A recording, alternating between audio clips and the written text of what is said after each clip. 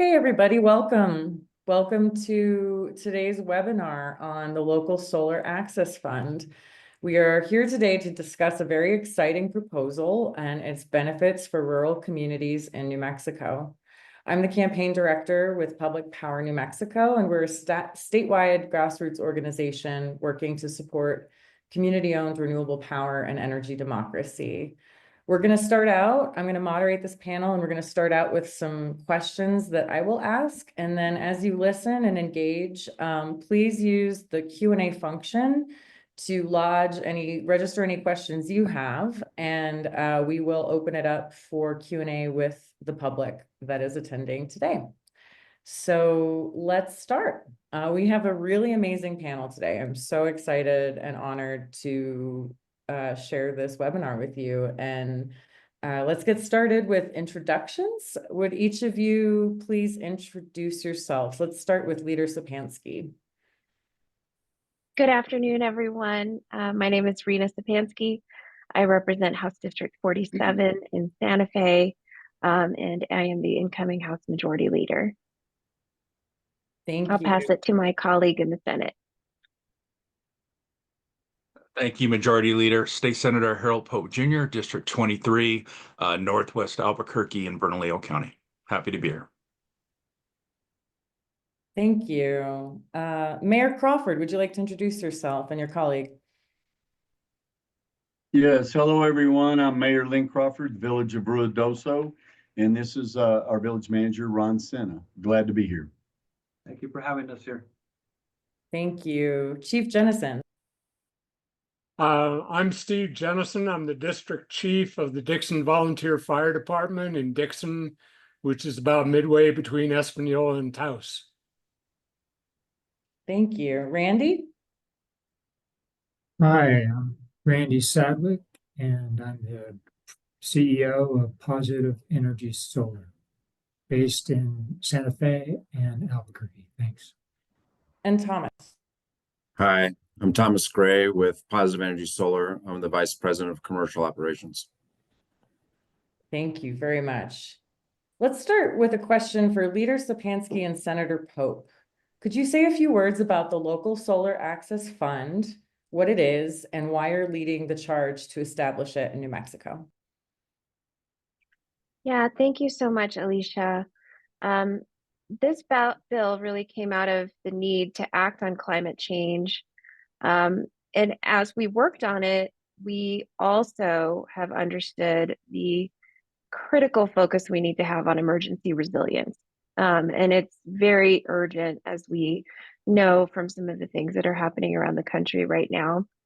I think there's a huge groundswell of support in New Mexico to get things done, to take advantage of available state and federal infrastructure funding. And this bill gives us the opportunity to build projects today that will benefit us for generations. And what I love about this bill is that it is not only a sprint forward to increase our solar portfolio, but it's hyper-focused and tailor-made to distribute solar and emergency resiliency infrastructure across the state. This legislation prioritizes rural communities to receive the majority of the funding, and it prioritizes the communities that don't have capital on their own or the capacity to pursue federal grants. And as you'll hear this afternoon, and it's such a pleasure to be with so many community leaders on this call, these communities want to build local solar and disaster resiliency projects on their local public buildings. But it's our role to provide the help and capacity that they need. So the Local Solar Access Fund is going to change that. It really empowers our local communities to lead in creating a solar future for our state. This fund is really serving as the missing link to bring these projects to the communities that want them, but they don't necessarily have those resources to pursue them. And I think this fund is going to lead to some of the very first, second, or third solar projects in some of the communities around our state. And one of the really key things here is that energy storage is included as an acceptable purpose for this bill, for the funding that's included in this bill, because especially after recent fires and floods, Every community wants to strengthen their energy resiliency. Every community needs a community center that can serve as an emergency hub that is resilient, that is not dependent on other energy resources, that can be self-sustaining. So, for example, in extreme heat, we could have an emergency cooling center that is powered and not dependent on the outside energy. Because we have to be prepared for these kinds of emergencies. And we have many, many examples of solar and energy storage disaster resiliency projects from around the country. These projects have been critical during natural disasters like hurricanes, like floods, like fires. And so those are some of the things that we are really focused on: hardening our infrastructure and preventing some of the worst ramifications of some of these natural disasters that we are seeing. So I'm very excited about this bill. I feel very optimistic that this is our year to truly deliver on these benefits for rural communities. And I will pass it to Senator Pope to talk a bit more about how we've structured this legislation. Thank you, Majority Leader. Majority Leader laid out a lot of what this does, especially with resiliency in the fund. This is a fund that our stakeholders, and many of them here on this panel, would really be able to utilize the resources really at the municipality, county, tribal, land grant, and even the school district level. This bill would provide grant funding through the New Mexico Finance Authority that would be used for planning and implementing solar and energy storage projects. But it's not just that. It is also going to provide planning grants to hire technical expertise like grant writers, renewable energy planners, and implementation grants for the construction, purchase, and installation of solar systems. Funds like this are so critical.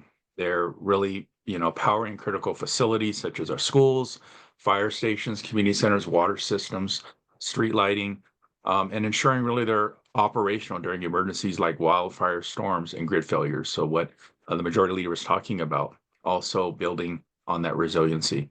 So this is just something I think that folks have been asking for as far as a mechanism to provide the resources so that we can get this done in our communities. And I think this is just great legislation to really make that happen. Thank you both so much. Before we move on to the next question, a couple of things. I'm noticing some attendees are raising their hands. If you have questions, please use the Q&A function, and we will get to them in the second half of this webinar. And then I also realized I made a terrible oversight and we didn't introduce Shaun. Shaun, could you please share a little bit about who you are and your work? Thank you, Alicia.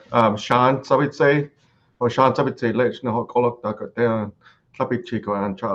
Hi, my name is Shaun Tsabetsaye. I am a Zuni tribal member, currently residing in Albuquerque, and I'm the head of technical assistance and project development for a national nonprofit called the Alliance for Tribal Clean Energy. And we serve all the tribes in the United States, Lower 48, Alaska, and Hawaii included. And so I'm also the vice chair of our Zuni nonprofit called hawiku.org. Thank you. Thank you. And this next question is for anyone on our panel who would like to answer it. How do you think the local Solar Access Fund will benefit New Mexicans, particularly rural communities that have interest in solar and storage projects for resilience and safety needs, but lack funding and capacity to access them?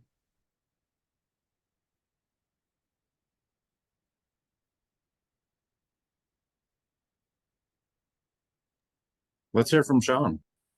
There you go. We just couldn't find the button. Go ahead, Ron. If I may, being in a rural community with the village of Ruidoso, we have not only surface water, but we have groundwater. We have our wells and Forest Service land. We have all over around our community. Having solar especially as we just had talked about fires and flooding. That'd be a great opportunity where we lost power to our infrastructure, and having the solar would just benefit our infrastructure, our community, our residents so much, being able to have that reliable source, that a power source, that we can operate our systems, our wastewater treatment plant, all our wells, all our pump station booster pumps. So I think it'd be great if we could be able to apply for these types of funds. We have the capacity to be able to handle that. And our goal is to have solar within our public works infrastructure.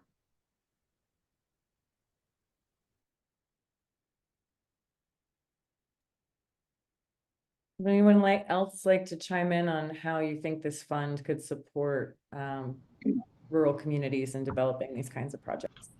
Well, absolutely. I'll chime in here. On behalf of Zuni Pueblo, the Pueblo did have federal funding available in the past in the similar capacity, but the timing of that, which was in 2013, wasn't a priority. We tried using the New Mexico Tribal Infrastructure Fund to do it, but there were already other priorities which kind of locked up that fund. So having this additional fund could enable communities like Zuni Pueblo.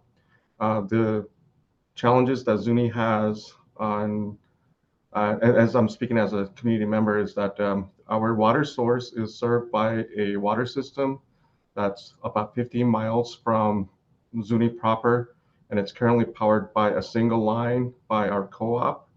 And there's a lot of, and we are at the end of line for electrical service. And so any weather events, accidents, or power bumps affects the pumps at our water systems.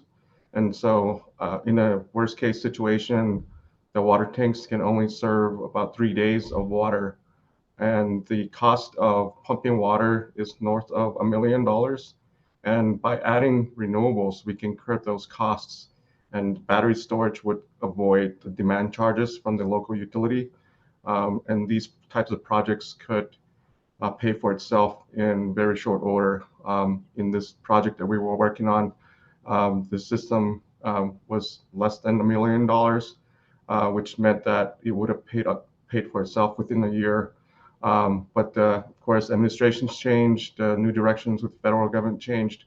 So we missed that opportunity. So those are kind of like, in my view, potential near shovel ready. Of course, there's been staffing changes, but I think those are examples that this type of funding could enable those systems on the tribal reservations, not only in Zuni, but others. Thank you. Would anyone else like to chime in on this question?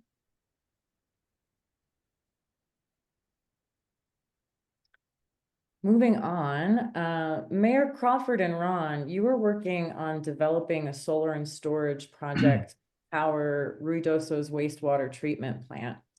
Can you speak about how this project came to be, why it's important to your community and your resilience and safety goals, and the kinds of support rural communities in our state need to access these kinds of projects?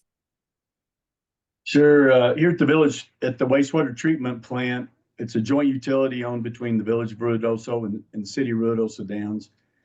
We have a annual electricity bill, a little over $650,000 to $700,000 a year. So we were looking at some ways to offset it. We looked at biomass plants. We've looked at solar. We've actually been working on this for about 10 years. And technology, the results that we were expecting, financing, the different programs that were available, whether it would be owned by the joint utility or that we would go outside with a private company and then put it on our property. So there was just tremendous amounts of research that was done. And thank goodness that our counselors and everybody, stayed with it, because there was a tremendous amount of education. We've since settled on a company, and we're actually getting ready to start the installation process. The company we chose was Holt. We had to go out. There weren't grants available at that time, but we're able to get a 0.01% loan through the New Mexico Environmental Department.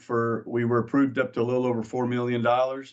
Through all the things that we've worked at, it's going to be close to $3 million that we can, hopefully debt service in about 3 years. But it's vitally important because with the last fires that we've had and the flooding, total power was lost throughout the whole community. So we have backup generators, both diesel and natural gas.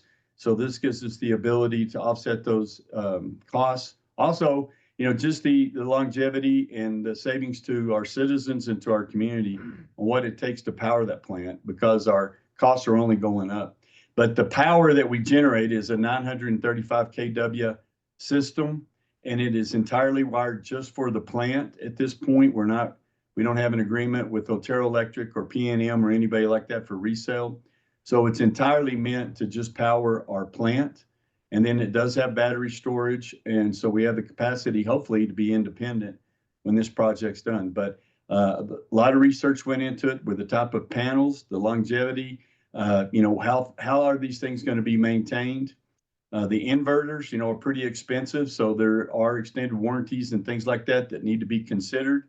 But that we did plenty of assessments on all of our properties in the community, on power, what's feasible to have solar power generation for and what's not. Of course, we've gone through all the updates on LED lighting and all the other things that we could possibly do.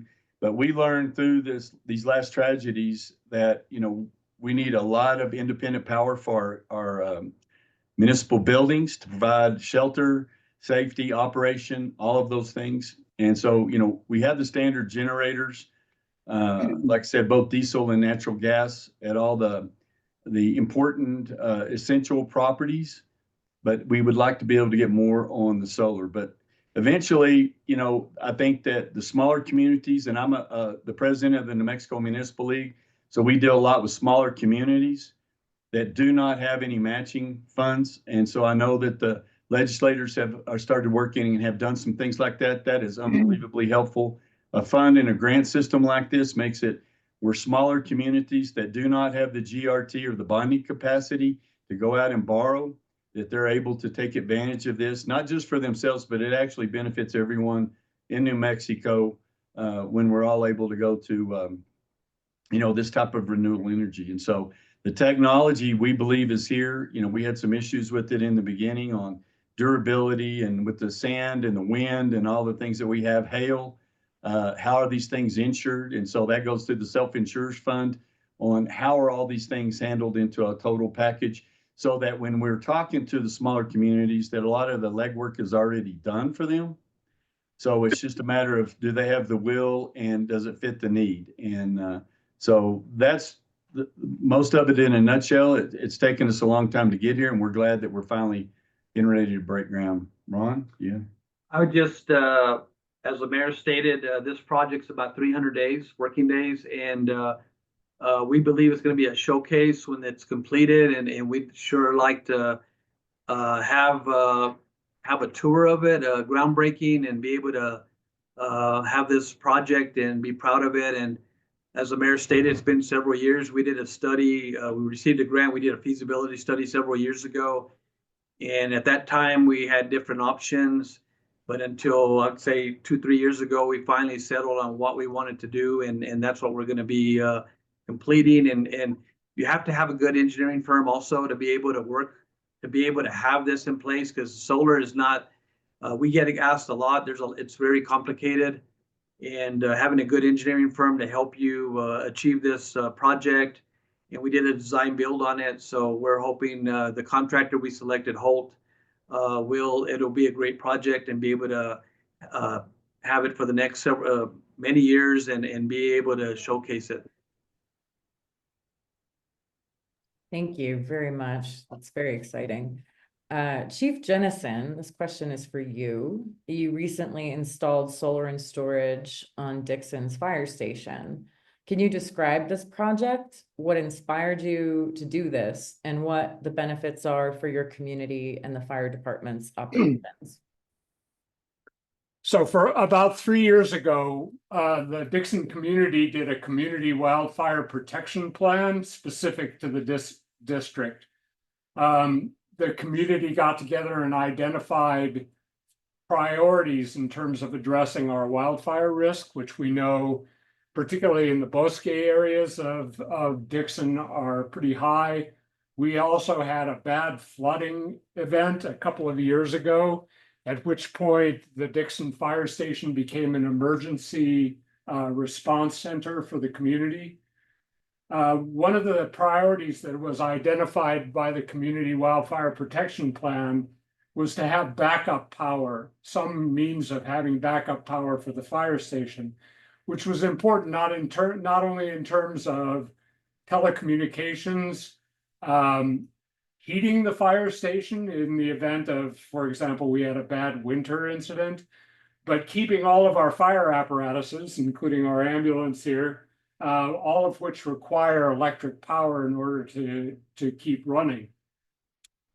So we managed to get a grant from Remy's Good Day Fund to purchase solar panels for our fire station, and then also got the permission of the State Fire Marshal's office to use fire funds to purchase the remainder of the system. So right here are the storage batteries for the fire station, and over here is the inverter for the panels that are up on the roof of the station. We've actually had a couple of occasions so far to use the emergency power. We had a couple of bad windstorms earlier in the year that knocked out the power. And we were able to maintain all of the functions of the fire station. The emergency power switches on within about 2 seconds of the power going out. So we were able to not only serve the purposes of the fire station, but also of the community. People who had urgent needs to use the internet were able to come to our fire station and do that. That's pretty much it. It was identified as a top priority. We have already learned that it is extremely important that we be able to maintain our functions in emergencies. Thank you, Steve. Shaun, this question is for you. You work with tribes across New Mexico and nationally to help them develop renewable energy. What are some examples you can share of resilient solar and storage projects helping tribal communities? What are the funding obstacles to these kinds of developments? And how could the local Solar Access Fund help address these challenges and support tribes' resilience and sustainability goals? Absolutely. Thank you for the question. I've seen a lot of different impressions on what renewable energy is. And so for the first step is really to help the tribes navigate the difference between utility scale renewable energy and local consumption, and then residential consumption. And so that's the first thing. I see in the question that, how is this going to affect utility scale? So in the cases that I see for tribes, the local consumption, energy production does not affect the utility scale projects. But the way that the utility scale projects or the transmission network affects local communities, it's usually a bigger effect in the reverse. I'll give Southern California as an example. That state has a lot of different providers, utility services. A lot of the tribal communities, like New Mexico, are at the end of line in the services they receive. And so if you can recall any wildfire, we can look to the one today in LA, but in the previous situations, the wildfires have knocked out transmission lines for large populations, but it's usually the underserved communities in rural and remote communities that are the last ones to be addressed.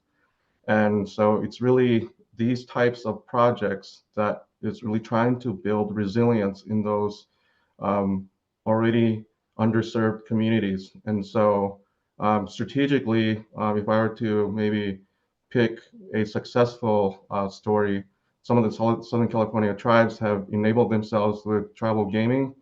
So there's a real impact to their ability to generate funds during those periods of time or any other time for energy. So there's a shift in becoming their own tribal utility authorities and then enabling production of their own renewables on site. So the point of use production is adding resilience not only for the immediate community, but the surrounding community.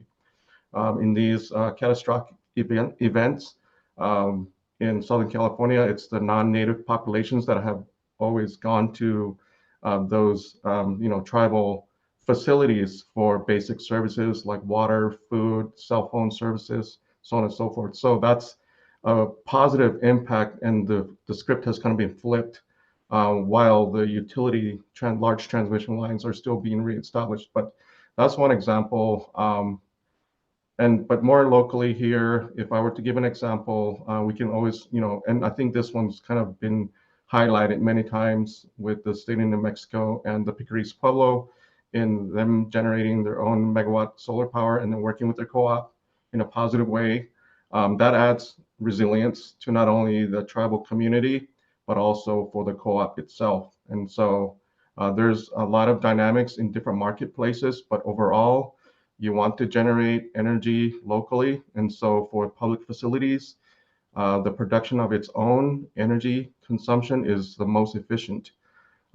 So you're able to manage cost overall. There's low infrastructure impact, because ultimately it reduces the ever-growing need. In this day and age, we are all on our mobile devices with Google Chat, ChatGPT, AI. Any request, the consumption of energy that we use on a simple query is about 6 times the amount of energy that the phone uses itself, because all your data requests go from your local device to cell networks, to data centers, to satellite, and back all the way down through all that. And so, and that's the huge surge in consumption need. So if you can imagine the nationwide transmission challenges that we are faced with and the huge growing consumption needs, this type of project that addresses the local need actually counteracts those huge growing demands with data centers.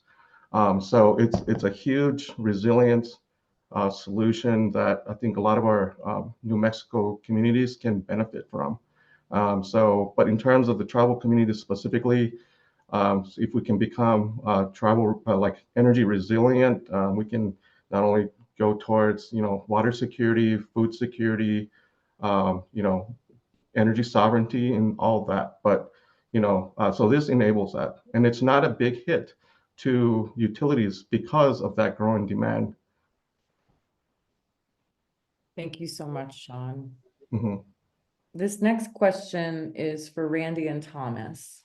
You've been leaders in New Mexico's solar industry for decades. Can you speak to the kind of economic development and workforce development opportunities the local Solar Access Fund could catalyze in New Mexico? Thanks, Alicia. We're gonna switch back a little bit on responding to that, but I'll just start off by saying that Positive Energy really supports this bill. It's a key essential ingredient to the adoption of solar in rural communities. Upfront funding is the obstacle to doing solar because it's an upfront investment that has a long life, typically 25-year warranties. So it's really important to have financing in place, and this is addressing that big need. Thomas? And we feel that this bill can leverage many federal programs. One program, for example, the solar and storage tax credit of 30%, plus an additional 10% if the site location is in a lower income zone, could result in a total funding of up to $100 million. This could translate to $4 million to $7 million of savings per year. And we did a rough calculation that this could generate about 150 to 250 direct jobs and increase about 10% in the New Mexico solar workforce, which we think is a really important and growing industry. And we want to make sure that we can sustain that and keep that balanced moving forward. So in terms of the jobs, right now, I just state that our average wage for employees in New Mexico. We have 2 sites and about over 100 employees is $36 an hour. That's the average wage. And the lowest wage is $17 an hour. This bill would fund employment for estimators, site surveyors, project managers, installation technicians, licensed electricians, and service technicians. And what we've found is a lot of the initial workforce development has come from, really 2 parts. One is community colleges that have had programs and then on the job training. And recently we enrolled in an organized apprenticeship program that's based in Albuquerque. So we think the winning formula in terms of creating local jobs is going to be through partnering with local community colleges on these kind of projects, and leveraging that or any online programs through like CNM that would provide training to take advantage of using local resources, either in the installation and more importantly in the service and support afterwards, because there does need to be ongoing support for the systems. And part of that ongoing support is not that it creates jobs in the short term, but actually long term. Because remember that part of the interest that we have as an employee-owned company in New Mexico is to make sure that all the solar systems that have been installed in New Mexico are up and running and functional. And so we see that this bill is really going to support the growth of the service industry as well. Finally, one of the concerns as a local business owner, doing this now for 20 years, and always have a concern almost every year, it seems, is that the change in administration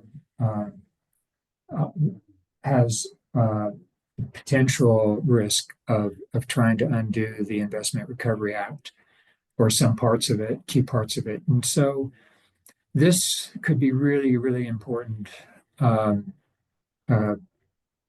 bridge if there are any traumatic changes or tariffs that could be imposed that would increase the costs of solar. So this is I think a timely bill because of that.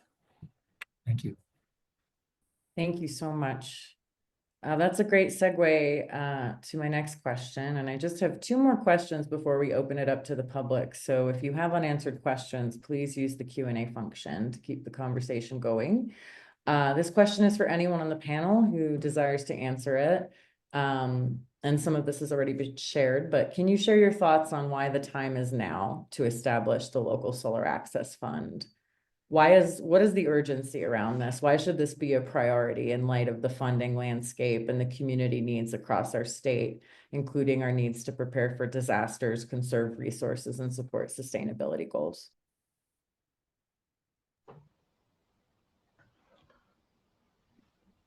I'm happy to start that. I see a few things. We have been working on this legislation, and sometimes it takes the legislature, a couple of years to really review a proposal and look at the impact. And so I think that is one great thing is we've had extensive outreach in the interim, thanks to the work of Alicia and all of the others on this call, as well as, we've had time to really vet this proposal and iron out all the kinks too. The beginning of the session is starting with this backdrop of the fires in Southern California that have created devastation, unlike, much that many of us have ever even imagined. Certainly Mayor and his manager in Ruidoso are all too aware of what that can mean. But I know I've been getting emails from constituents about what is it that you're doing in Santa Fe to ensure that this doesn't happen here, and how are we prepared in case of emergency if the fire comes down, the canyon and down the arroyo that runs right behind my backyard. What are we doing? And so I've been talking with my friends and neighbors and constituents about that very issue, because there is a lot of fear. There is a lot of concern, and we know that we are living in drier and drier conditions, and we already have been dealing with many, many years of drought in New Mexico. So all of that is leading to a lot of public awareness of the importance of having these emergency centers. One of our own, a colleague of mine, their father was evacuated to a community center in Southern California because that was a place that they could access services as the fires rage. And so it just makes these local centers so critical. And finally, we know that we need to accelerate this transition in every which way we can. And giving the opportunity for local governments, smaller communities, entities like land grants, school districts, the opportunity to put this kind of energy resilient infrastructure on their buildings is very exciting. And I think local governments are very interested. So I think for all those reasons, the time feels really right now. Thank you. I saw Shaun, you had your hand up before. Yeah, I just want to give a national perspective from the tribal community's perspective, especially with this change in presidency and the emphasis on enabling tribes for renewable energy development. We're expecting a lot of these the last 4 years support for funding is going to be minimized or completely go away, just as we saw in the previous Trump administration. And I think this is a critical way that the state of New Mexico can step up to not only support tribal, but all the municipalities within the state of New Mexico. Also, the challenges that surround, securing federal funds is very challenging to start with, even in the favorable administration. Thomas Gray and I can attest to that in a recent application with the USDA. And so I think those are some things that this bill could take a look at to ensure that the funding is available and readily accessible. So I like the aspect of providing technical support on grant writing, feasibility studies and so on and so forth. But I just want to put in a plug for our nonprofit, Alliance for Tribal Clean Energy.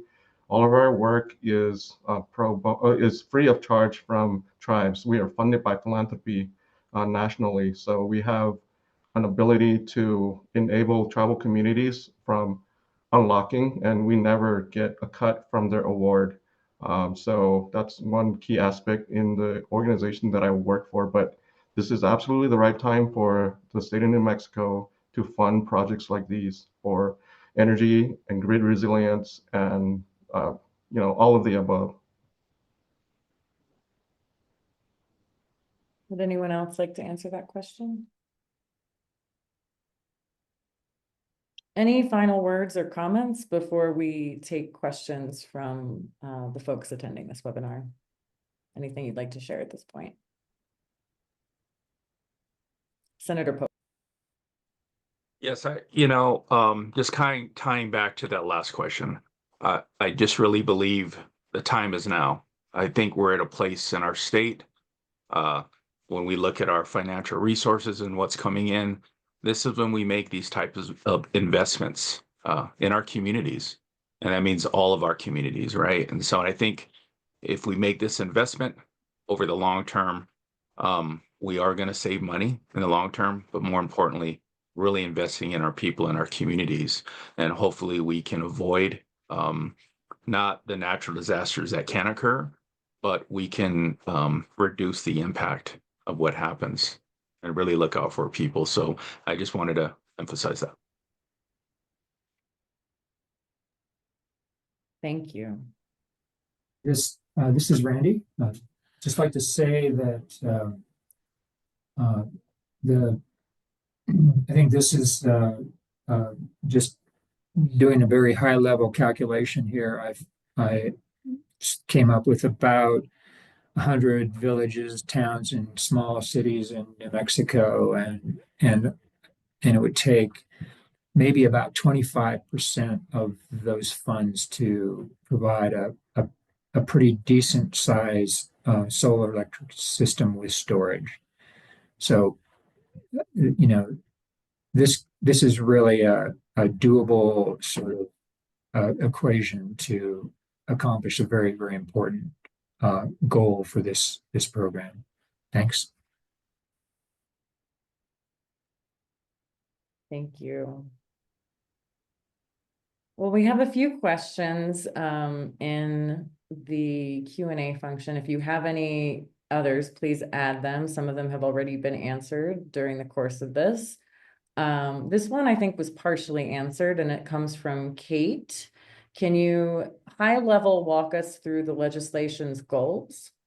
And I think this second part of this question has already been addressed, but I'll repeat it in case anyone wanted to add anything. Will it hurt utility scale solar from outside developers? If so, does that have a cascade effect on what can be built in New Mexico generally?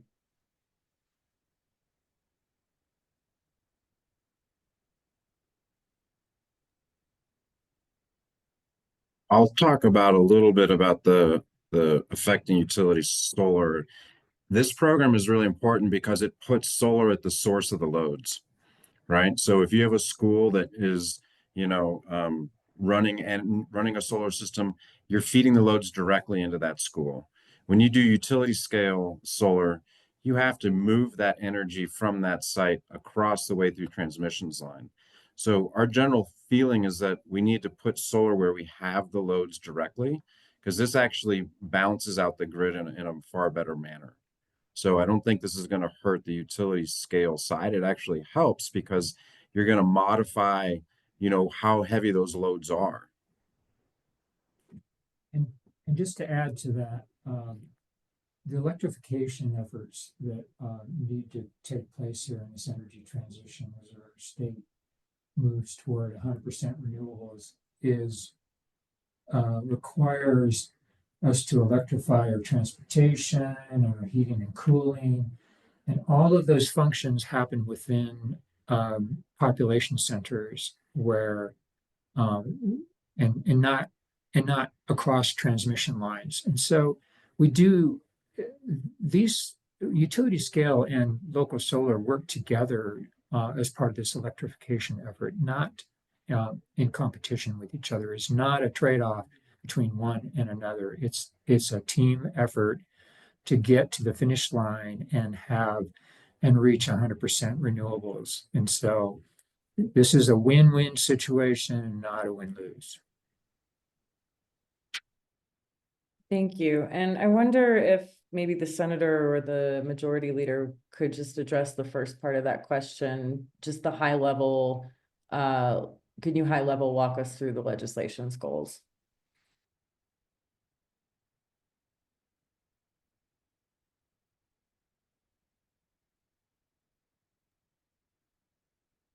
Yeah, absolutely. I mean, first and foremost, we want smaller rural communities to have access to capital to place solar on local public buildings. So that could be anything from a local community center, a fire station, as Chief Jennison is situated in right now. It could be a local public library that serves many community needs, as many of them do. It could be a recreational center that also has facility for serving in emergency operations, any number of local public buildings. And the goal of providing funding through this fund that is located at the in partnership with the New Mexico Energy, Minerals, and Natural Resources Department, as well as the New Mexico Finance Authority, is both of these agencies have a long history of working with local governments, and they are very well suited to funding infrastructure projects at the local level. One of the needs for this bill is that these local governments often do not have access to the full amount of capital that they need to execute a project like this. They may be able to come up with 10%, 20%, 50% of the capital needed, but that is where it serves the state's interest in having emergency resiliency centers, in having local energy resiliency, in allowing local governments to fully participate in solar. I think their buildings. The state has an interest to support that as well. And we heard earlier, there has been a history of federal funding in this area, but with uncertainty in that arena, it's important that we step up to ensure that we can continue these kinds of projects. So broadly speaking, those are the goals. It is about transitioning to clean energy, and it is about emergency resiliency. Thank you. Here's a question from Wang. Thank you for hosting this. Energy storage and energy production from solar is absolutely a helpful item in terms of emergency response as well as grid resiliency. In the day-to-day application of using this energy type in storage, how does this address energy use reduction as to not result in oversized arrays? Are we evaluating energy demand of pumps for wells, building energy efficiency, mechanical system reduction due to building energy efficiency? Is this being evaluated by a third party as to avoid conflicts of interest for funding? Essentially, I'm asking if we have a method to ask about energy reduction before energy production as to ensure funds are making the greatest impact.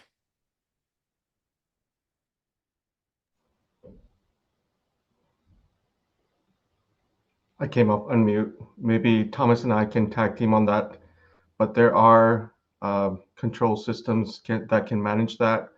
But in terms of the audits for overproduction or underproduction, there needs to be a review process for that. I agree. And so that, there's a proper deployment of capital for these types of funds, which is where it's critical to have the line item budget where you have technical support to do all those evaluations, and then to have somebody to check those parameters. So, in the case of overproduction, the utilities will also push back on making sure that you're not putting energy on the grid that they can't handle, so that there's, already guardrails around that. But in terms of making sure the capital is spent appropriately, you do need some technical support. One comment to follow up on that is, as Mayor Crawford could also explain, is that, a good solar provider will also try and bring in other entities to look at existing infrastructure to make sure that doing solar is the correct thing. You have to look at a building and make sure that the roof is in good condition before you put solar on it. And so the whole point, even at the residential level, we need to look at where we can do better in energy efficiency. I know many positive energy solar customers have gotten new refrigerators that are pushing, because we've identified them as energy hogs. We used to have energy meters that we would lend to customers so they could identify how much energy particular appliances were using, to demonstrate our point that they could save a lot of money and time by installing the correct amount of solar and having the right appliances. And this certainly applies in every sort of government, city, village sort of facility. And there's companies in the state and nationwide that specialize in this work. Thank you. We have a question from Steffi. This is from this is a great bill. This question is a bit tangential. However, 2 utility scale solar and storage projects, Rancho Viejo and Diamond Trail, are facing stiff opposition, partly due to fears of battery fires. Diamond Trail is in the East Mountains, which is highly stressed by climate change, so fire concerns are deep. Given battery fires such as the one today at Moss Landing, its 3rd in 4 years, how are we going to overcome growing pushback to solar and battery adoption in New Mexico? So good question.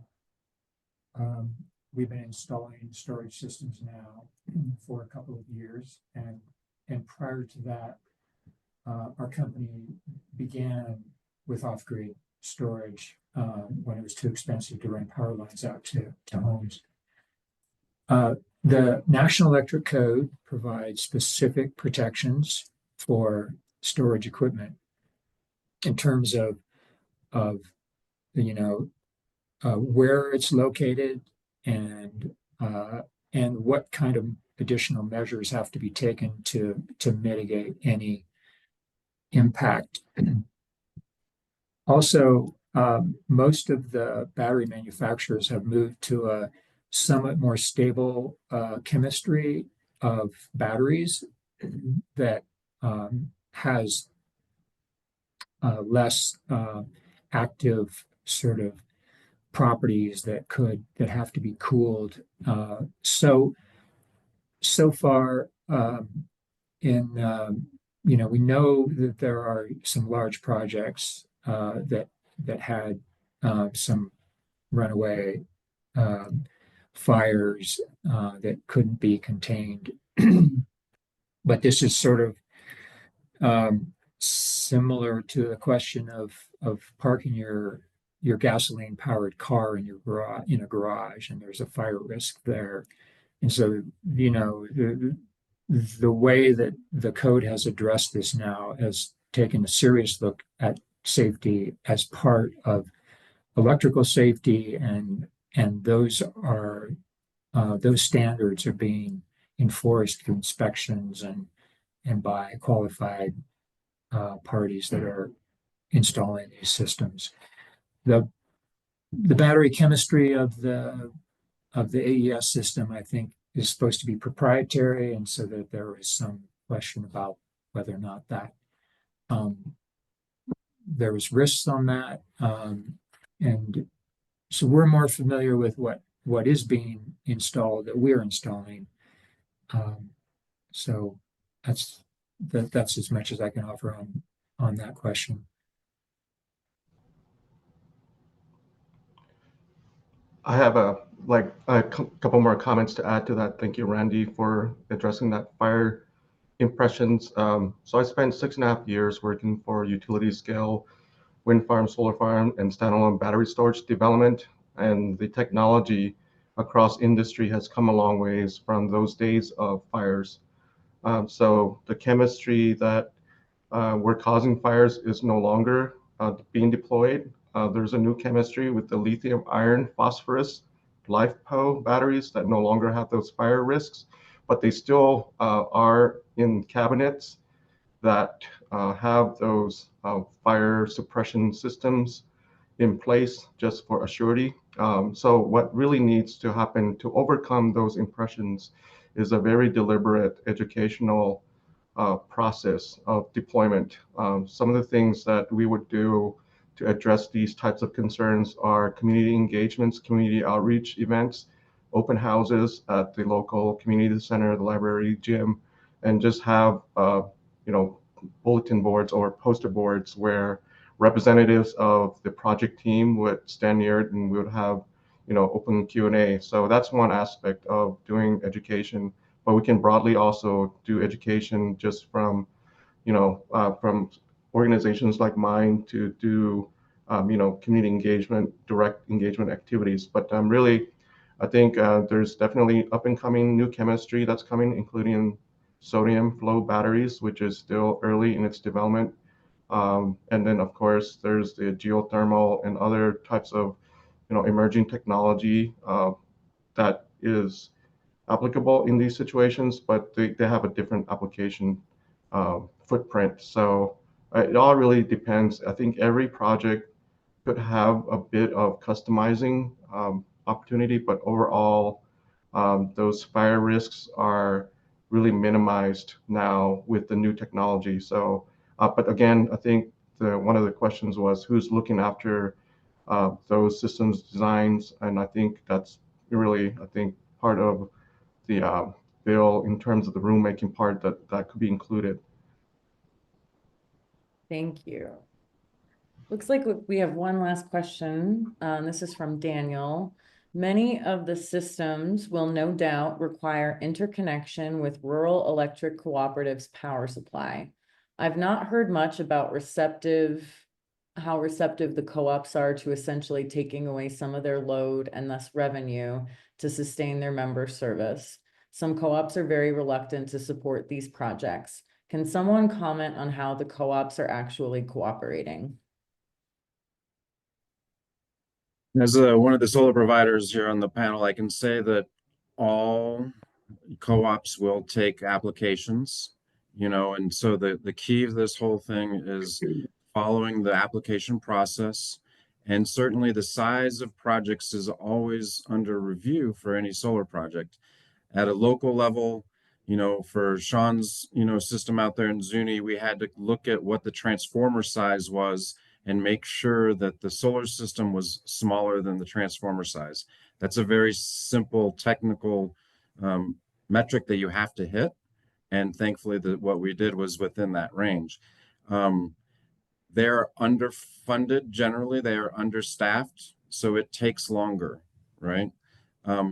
But they do want to support local loads. And generally, the size of systems that we're talking about for this program are not going to be ones that are going to affect their portfolio or go against their rules with Tri-Power. So we don't see any particular issues with that. We've installed solar with many of the co-ops across the whole state, and will continue to do so. And this is Steve Jennison. I'll just comment that when we installed our system at the Dixon Fire Station, we worked with Jemez Mountains Electrical Cooperative. They were very cooperative in helping us install the system and enthusiastic about it.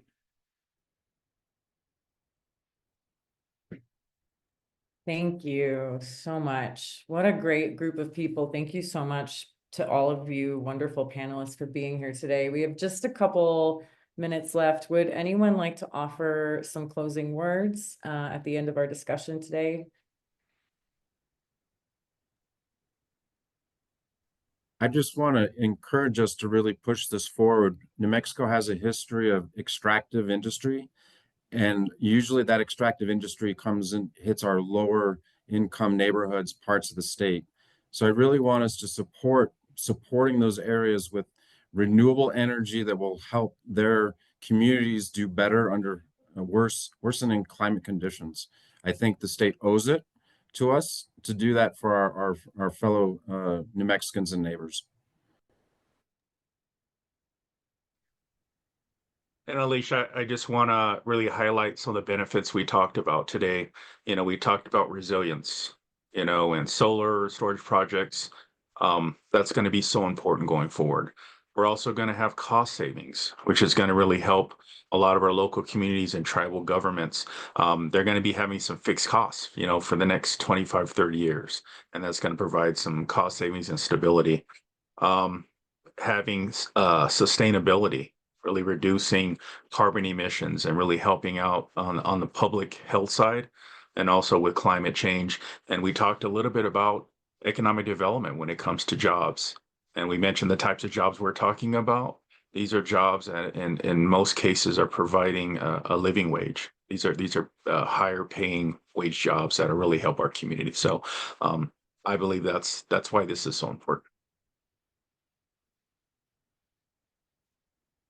And I would just encourage all of you who are interested in this legislation and who support the legislation to please come and make your voice heard at the Roundhouse. As Senator Pope well knows, we have one of the most open and inclusive processes in the country, and we encourage you to come to our hearings on this legislation. Certainly let your legislators know that this is an important issue to you. And for the members of the media that have joined us, I hope you'll continue to cover this issue. I think it's a really critical and interesting issue because we're taking big policy ideas and making them real in rural communities in particular. So really, really welcome you all to please come participate in the process. Thank you, everybody. Thank you so much. This will be recorded and we'll send out the recording. In the chat. There are links to the legislation, information about it, and other ways to get involved. So really thanks to our incredible, inspiring panel today and for all of you for joining us. I hope you have a wonderful rest of your week. Take care. Thank you all. everyone. Take care. Thank you.